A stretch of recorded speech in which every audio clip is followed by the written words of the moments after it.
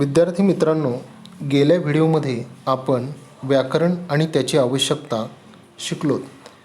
या व्हिडिओमध्ये आपण आता प्रत्यक्ष पाठ्यघटकाकडे वळणार आहोत.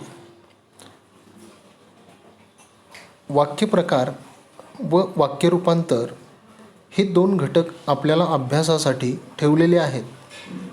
परीक्षेमध्ये आपल्याला वाक्यांचे प्रकार आणि वाक्यरूपांतर या दोन्ही गोष्टी व्यवस्थितपणे लिहिता आल्या पाहिजेत आणि त्या ओळखता आल्या पाहिजेत.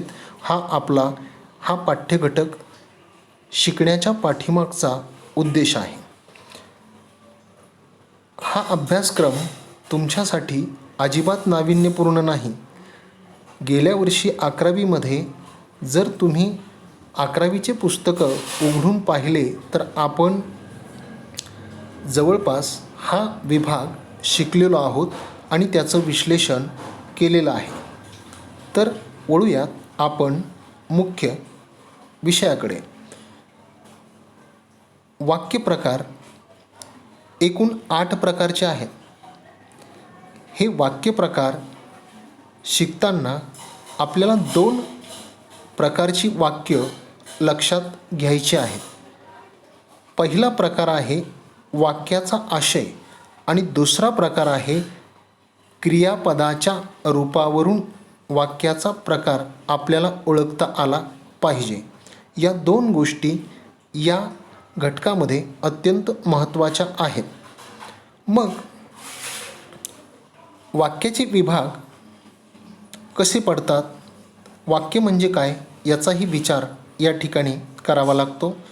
आपल्या बोलण्यातून अनेक वाक्य एकामागून एक येत असतात. त्यातील प्रत्येक वाक्य हे एक संपूर्ण विधान असतं. प्रत्येक वाक्यात आपण कोणाबद्दल काहीतरी बोलत असतो, म्हणजे आपण विधान करत असतो. बोलणारा ज्याच्याविषयी बोलतो त्याला त्या वाक्यातील उद्देश असे म्हणतात व उद्देशाविषयी जो ते बोलत असतो त्याला त्या वाक्यातील विधेय असं म्हणतात. प्रत्येक वाक्यामध्ये उद्देश आणि विधेय या 2 प्रक्रिया घडत असतातच, हे लक्षात ठेवा. एक उदाहरण घेऊया. त्याचा धाकटा मुलगा आज क्रिकेटच्या सामन्यात चांगला खेळला. हे एक वाक्य आहे. वाक्य म्हणजे काय? हे एक विधान आहे. यामध्ये कोणतं विधान केलं आहे? खेळण्याचं. हे विधान कोणाला उद्देशून केलं आहे? मुलगा याच्याबद्दल. म्हणजे या वाक्यामध्ये मुलगा हे उद्देश आहे आणि खेळला हे विधेय आहे. पण या वाक्यात एवढे 2च शब्द नाहीत. त्याचा धाकटा या 2 शब्दांनी उद्देश विस्तार केला आहे.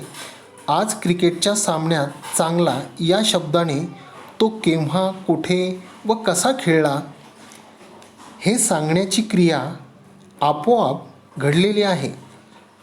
विधेयाचा विस्तार या 4 शब्दांनी केलेला आपल्याला दिसेल. याचा अर्थ असा की वाक्यात उद्देश आहे, विधेय आहे, क्रियापद आहे. अशा प्रकारे वाक्य तयार होत असतं. तर वाक्यातील उद्देश आणि विधेय आपण गतवर्षी शिकलेलोच आहोत. मग या उद्देश, विधेय आणि क्रियापदावरून वाक्याचे प्रकार कसे पडतात हे आपल्याला या अभ्यासक्रमामध्ये शिकायचं आहे. वाक्यांचे त्यांच्या अर्थानुसार वेगवेगळे प्रकार पडतात. नंबर 1, विधानार्थी वाक्य. ज्या वाक्यामध्ये केवळ विधान केलेलं असतं त्याला विधानार्थी वाक्य असं म्हणतात. एक उदाहरण घेऊ. माझे वडील आज परगावी गेले. हे काय आहे? साधं विधान आहे. आणि अशा प्रकारची साधी विधानं किंवा केवळ वाक्य जेव्हा आपल्यासमोर येतं तेव्हा आपण खुशाल हे वाक्य विधानार्थी आहे असं समजावं. आपण बोलताना आणि लिहिताना अनेक प्रकारची वाक्य वापरत असतो. एकच आशय अनेक प्रकारच्या वाक्यातून सांगता येतो. आता पुस्तकात पहा, उदाहरणार्थ काल खूप पाऊस पडला. हे वाक्य या ठिकाणी अनेक प्रकारे अभ्यास मंडळाने सांगितलेलं आहे. नंबर 1, काल फार पाऊस पडला. विधानार्थी. काल काही कमी पाऊस पडला नाही. विधानार्थी. काल काय कमी पाऊस पडला का? काच्या पुढे प्रश्नार्थक चिन्ह आहे म्हणून या विधानामध्ये प्रश्न विचारलेला आहे, म्हणून हे वाक्य कोणत्या स्वरूपाचं आहे? प्रश्नार्थी. नंबर 4, काल कमी तर पाऊस पडला नाही ना? हे सुद्धा वाक्य प्रश्नार्थी स्वरूपाचं आहे. किती अफाट पाऊस पडला काल, आणि पुढे उद्गारवाचक चिन्ह असल्यामुळे हे वाक्य उद्गारार्थी आहे. जेव्हा आपण बोलतो किंवा लिहितो तेव्हा एकाच स्वरूपाची वाक्य जर आपण वापरली तर ती वाक्य ऐकणाऱ्याला आणि वाचणाऱ्याला कंटाळा येतो. त्यामुळे कधीकधी वाक्यामध्ये प्रश्नार्थी, विधानार्थी, उद्गारार्थी असे प्रकार अत्यंत महत्त्वाचे असतात.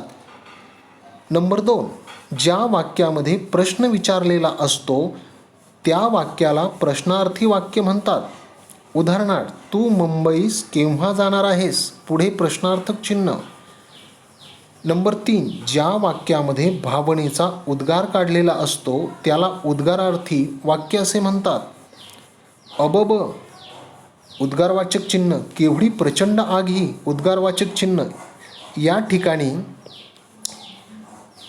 ती इमारत पाहून तिच्याविषयी एक आश्चर्यकारक उद्गार काढलेले आहेत. नंबर 4, वाक्यातील विधान हे केव्हा केव्हा होकारार्थी असतात. जसं गोविंदा अभ्यास करतो, पण केव्हा केव्हा वाक्यामध्ये नकारसुद्धा असतो, हे लक्षात ठेवा. त्यांचा मुलगा मुळीच अभ्यास करत नाही. या वाक्यामध्ये नकार आहे म्हणून हे वाक्य नकारार्थी वाक्य आहे. म्हणजे या ठिकाणी वाक्यांचे प्रकार पाहत असताना होकारार्थी आणि नकारार्थी वाक्यसुद्धा आपल्याला परीक्षेत ओळखता आले पाहिजे. दुसरं या ठिकाणी सांगायचं झालं तर व्याकरणाच्या भाषेमध्ये होकारार्थी वाक्याला करणरूपी वाक्य असे म्हणतात आणि नकारार्थी वाक्याला अकरणरूपी वाक्य असे देखील म्हटलं जातं. आता वाक्यांचे हे 4 प्रकार पाहिल्यानंतर हे 4 प्रकार कशाच्या स्वरूपात आपल्याला पाहायला मिळतात? तर हे 4 प्रकार आपल्याला वाक्याच्या आशयानुसार, वाक्याच्या उद्देशानुसार याचे प्रकार पाडण्यात आलेले आहेत. परीक्षेमध्ये वाक्य विधानार्थी आहे का, प्रश्नार्थी आहे का, उद्गारार्थी आहे का, होकारार्थी आहे का, नकारार्थी आहे का, हे आपल्याला ओळखता आलं पाहिजे. तेव्हा आत्ता सांगितलेल्या व्याख्या आणि सांगितलेली वाक्य वेळोवेळी तुम्ही अभ्यासा आणि पडताळून पहा. आणखीन एका प्रकारे वाक्यांचे प्रकार पडतात, ते सुद्धा आपल्याला या ठिकाणी पाहिजे आहेत. म्हणजे क्रियापदाच्या रूपावरून निरनिराळ्या वाक्यांचा बोध होतो. केव्हा केव्हा क्रियापदाच्या रूपावरून काळाचा बोध न होता, लक्षात ठेवा मी काय म्हणतोय ते, केव्हा केव्हा क्रियापदाच्या रूपावरून काळाचा बोध न होता आज्ञा, उपदेश, विनंती, कर्तव्य, इच्छा, संकेत, बोलणाऱ्याच्या मनातील हेतू, त्याचा उद्देश किंवा प्रयोजन हे जेव्हा आपल्याला समजतं यालाच व्याकरणामध्ये क्रियापदाचा अर्थ असं म्हटलं जातं. हा क्रियापदाचा अर्थ एकूण 4 प्रकारे मांडला जातो. नंबर 1, स्वार्थी वाक्यातून. नंबर 2, आज्ञार्थी वाक्यातून. नंबर 3, विद्यार्थ वाक्यातून. आणि नंबर 4, संकेतार्थ वाक्यातून. हे या ठिकाणी महत्त्वाचं आहे. आणि वाक्यांचे प्रकार पाहत असताना आशयावरून जसे आपण 4 प्रकार पाहिले तसेच आता क्रियापदाच्या रूपावरून, क्रियापदाच्या अर्थावरून आपल्याला हे पुढील 4 प्रकार पाहायचे आहेत. तर वळूयात पहिल्या प्रकाराकडे, ज्याला आपण स्वार्थी क्रियापद किंवा स्वार्थी वाक्य असं म्हणतो. आता स्वार्थी या शब्दाकडे आपण पाहिलं तर आपल्याला असं दिसून येईल की स्वार्थ म्हणजे स्वतःचा किंवा मूळचा अर्थ होय. क्रियेचे विधान तोच त्याचा अर्थ आहे. ज्या वाक्यातील क्रियापदावरून केवळ काळाचा बोध होतो, काळाचा बोध होतो म्हणजे काय, तर आज्ञा, विधी किंवा संकेत वगैरे अर्थाचा बोध न होता क्रियापदाचा केवळ स्वतःचा अर्थ तेवढाच समजतो, तेव्हा त्याला स्वार्थी क्रियापद असे म्हणतात. क्रियापदाची सर्व काळातील रूपे ही स्वार्थी असतात किंवा स्वार्थी होत. नंबर 1, मुले अभ्यास करतात. नंबर 2, तो घरी गेला. नंबर 3, मी खात्रीने पास होईल. तर या ठिकाणी या विधानामध्ये आपल्याला स्व दिसून येतो, स्वार्थ दिसून येतो. म्हणून या ठिकाणी स्वार्थी क्रियापद झालेलं आहे. नंबर 2, आज्ञार्थी क्रियापद. ज्या वाक्यातील क्रियापदाच्या रूपावरून आज्ञा करणे किंवा मागणे, आशीर्वाद देणे, प्रार्थना, विनंती किंवा उपदेश करणे या गोष्टीचा बोध होतो, तेव्हा त्यास आज्ञार्थी क्रियापद असे म्हणतात. जसे ती खिडकी लावून घेण्याची आज्ञा आहे. तुम्ही नक्की यशस्वी व्हाल होण्याची म्हणजे आशीर्वाद या ठिकाणी दिलेला आहे. देवा मला सद्बुद्धी दे देण्याची प्रार्थना म्हणजे अर्थ हाक मारलेली आहे, प्रार्थना आहे. कृपया मला तुझे पुस्तक दे या ठिकाणी विनंती आहे. विद्यार्थ्यांना खूप मेहनत करा उपदेश आहे. इथे पादत्राणे ठेवू नयेत या ठिकाणी सूचना आहे, कमांड आहे. म्हणजे आणखीन काही उदाहरणं घेऊयात. मुलांनो सर्वजण रांगेत उभे राहा. आज्ञा, देवा सर्वांना सुखी ठेव, प्रार्थना. अशा प्रकारे या ठिकाणी आज्ञार्थी वाक्य ओळखण्याची जी खूण आहे ती म्हणजे ज्या वाक्यामध्ये आशीर्वाद आहे, प्रार्थना आहे, विनंती आहे, उपदेश आहे, ह्या सर्व गोष्टी जर तुम्हाला दिसून आल्या तर ते वाक्य, त्या वाक्याचा प्रकार आज्ञानार्थी आहे असं खुशाल समजावं. आता वळूयात वाक्याच्या तिसऱ्या प्रकाराकडे, ज्याला आपण विध्यर्थ वाक्य असे म्हणतो. जेव्हा वाक्यातील क्रियापदाच्या रूपावरून विधी म्हणजे, विधी या शब्दाचा अर्थ होतो कर्तव्य, शक्यता, ॲबिलिटी, योग्यता, इच्छा, या सर्व गोष्टींचा जेव्हा बोध होतो तेव्हा त्या वाक्याला विध्यर्थी वाक्य असे म्हणतात. उदाहरणार्थ, परिसर स्वच्छ ठेवणे हे आपले कर्तव्य आहे. या वाक्यातून कशाचा बोध झाला, तर कर्तव्याचा. आज बहुतेक पाऊस पडेल या ठिकाणी कोणती शक्यता वर्तवलेली आहे पाऊस पडण्याची. त्याच्यानंतर परीक्षेत मला पहिला वर्ग मिळावा, शक्यता आहे. आता पाऊस थांबवा, इच्छा. कृपया उत्तर पाठवावे या ठिकाणी विनंती आहे. तो बहुधा घरी असावा.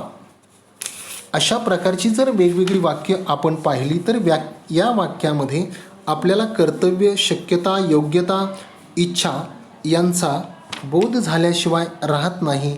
म्हणून परीक्षेमध्ये विद्यार्थ वाक्य ओळखत असताना त्याच्या कन्सेप्टमधील कर्तव्य, शक्यता, योग्यता, इच्छा या क्रिया होतात की काय हे पहा आणि मग ह्या क्रिया जर त्या वाक्यामध्ये होत असतील तर ही वाक्य विद्यार्थी स्वरूपाची आहे असे खुशाल डोळे झाकून समजावे आणि त्या पर्यायाला आपण टिक मार्क करावे, खूण करावे. वळूयात आता वाक्याच्या चौथ्या प्रकाराकडे, जो शेवटचा आहे. याला आपण संकेतार्थी वाक्य असे म्हणतो. संकेत या शब्दाचा इंग्रजीमध्ये अर्थ होतो सिम्बॉल्स, आणि व्याकरणाच्या भाषेमध्ये याचा अर्थ होतो संकेत म्हणजे एखादी अट. जेव्हा वाक्यातील क्रियापदावरून संकेताचा अर्थ निघतो, म्हणजे अमुक केले असते तर अमुक झाले असते असे समजते, तेव्हा त्यास संकेतार्थी क्रियापद असे म्हणतात. उदाहरणार्थ, मला जर बरे असते तर मी भाग घेतला असता. दुसरं वाक्य पाहूयात. निमंत्रण आले तर मी येईन. पाऊस पडला असता तर हवेत गारवा असता. मला जर सुट्टी मिळाली तर मी गावी येईन. ही 4 ते 5 प्रकारची वाक्य पाहिल्यानंतर आणि तुमच्या समोर मांडल्यानंतर या वाक्यामध्ये एक सिम्बॉल्स तुम्हाला दिसून येईल. यातली जी क्रियापदं आहेत ती अमुक केले असता तर अमुक झाले असते अशा प्रकारची आहे, किंवा अशा प्रकारची आट त्यामध्ये ठेवण्यात आलेली आहे. म्हणजे थोडक्यात काय तर परीक्षेमध्ये संकेतार्थी वाक्य ओळखत असताना ज्या वाक्यामध्ये अमुक केले असते तर अमुक झाले असते अशी अट आपल्याला पाहायला मिळते, ते वाक्य संकेतार्थी वाक्य आहे असं खुशाल समजावं. मित्रांनो, अशा प्रकारे आज आपण वाक्य प्रकार 8 स्वरूपाचे पाहिले. त्यामध्ये पहिले 4 जे वाक्य प्रकार आहेत ते वाक्याच्या आशयानुसार आहेत, आणि उर्वरित जे वाक्याचे 4 प्रकार आहेत ते क्रियापदाच्या रूपावरून आणि क्रियापदाच्या अर्थावरून आहेत. या दोन्ही वाक्य प्रकारांना परीक्षेच्या दृष्टीने, भविष्यातील तुमच्या स्पर्धात्मक परीक्षेच्या दृष्टीने व्याकरणाचे प्रश्न सोडवत असताना याला अत्यंत महत्त्व आहे. परीक्षा बदलतील, परंतु व्याकरणाचे नियम बदलत नसतात. ह्या 8 प्रकारातील वाक्यांच्या ज्या कन्सेप्ट आणि त्यातील काही वेगवेगळे उदाहरणं तुम्हाला मी सांगितले ते लक्षात ठेवा. आता परत आपण पुस्तकातील कृतीकडे वळूया. आता परीक्षेमध्ये या वाक्यांचा विचार करत असताना कुठल्या स्वरूपाची प्रश्न आपल्याला विचारली जातील असाही तुमच्या मनामध्ये सध्या गोंधळ आहे, आणि तो मला दिसतोय. तर मग पहा, परीक्षेमध्ये खालील दिलेल्या वाक्याच्या आशयानुसार संबंधित वाक्य कोणत्या प्रकारात मोडते हे ओळखा किंवा ते लिहा अशा प्रकारचा प्रश्न पडतो. आणि मग या ठिकाणी कृती पहा. गोठ्यातील गाय हंबरते. वाक्याचा कुठला प्रकार आहे तर हे वाक्य साधं विधान आहे, म्हणून त्याचं उत्तर विधानार्थी वाक्य. नंबर 2, श्रीमंत माणसाने श्रीमंतीचा गर्व करू नये. आता या वाक्याचा विचार आपल्याला 2 प्रकारे करता येतो. जर साधं या वाक्याकडे पाहिलं तर हे साधं विधान आहे, त्यामुळे याचं उत्तर तुम्ही विधानार्थी लिहिलं तरी देखील बरोबर येईल. आणि जर या वाक्याच्या आपण पोटात शिरलो तर नये या शब्दाने या वाक्याचा नकार सुद्धा आपल्याला दिसून येतो, म्हणजे हे वाक्य नकारार्थी सुद्धा आहे. तुम्हाला गोंधळात टाकण्यासाठी परीक्षेमध्ये बोर्ड अशा प्रकारची वाक्य विचारू शकतात. तेव्हा प्रत्येक वाक्याची पडताळणी करत असताना तुम्हाला शिकवलेल्या आणि सांगितलेल्या कन्सेप्ट पुन्हा पुन्हा त्या वाक्याला लावून पाहायच्या आणि मगच उत्तर लिहायचं. नंबर 3, किती सुंदर देखावा आहे हा. उद्गारवाचक चिन्ह. हे वाक्य सरळ आहे आणि पुढे उद्गारवाचक चिन्ह असल्यामुळे सहज कुणीही सांगू शकतं का हा वाक्याचा प्रकार उद्गारार्थी आहे. नंबर 4, या वर्षी खूप पाऊस पडला. विधानार्थी वाक्य. नंबर 5, तुझा आवडता विषय कोणता. प्रश्नार्थक चिन्ह असल्यामुळे हे वाक्य प्रश्नार्थी स्वरूपाचं आहे. आता कृती नंबर 2 आपण समजावून घेऊयात.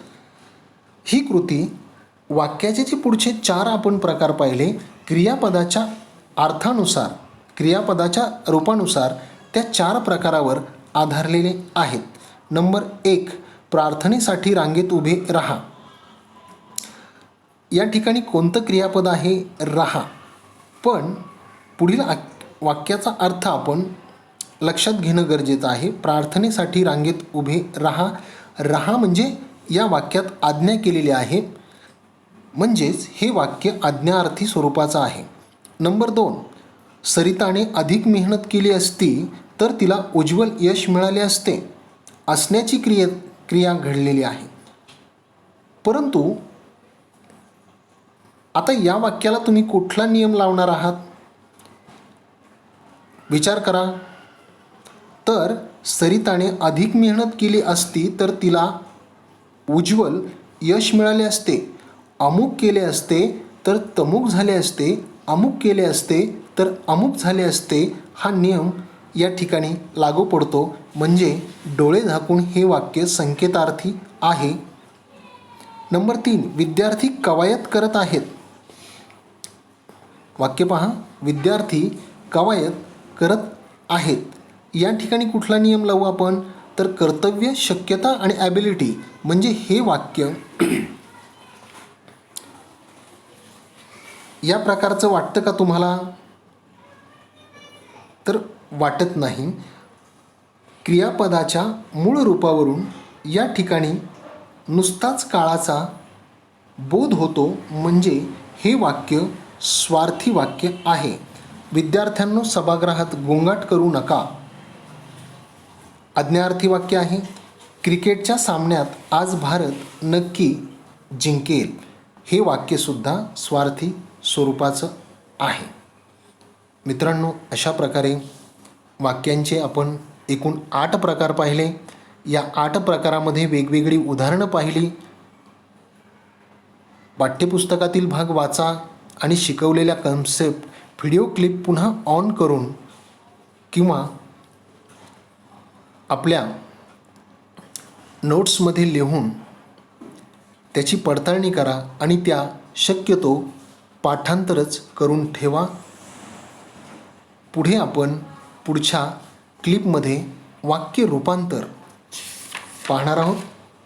वाक्य रूपांतरामध्ये आपल्याला वाक्य रूपांतराचे एकूण 4 प्रकार पाहायचे आहेत. हे वाक्य रूपांतर काय असतं? वाक्य रूपांतरामुळे वाक्य लिहिताना किंवा बोलताना कशी गंमत निर्माण होते याचा अभ्यास आपल्याला करायचा आहे. या ठिकाणी आपण थांबूयात.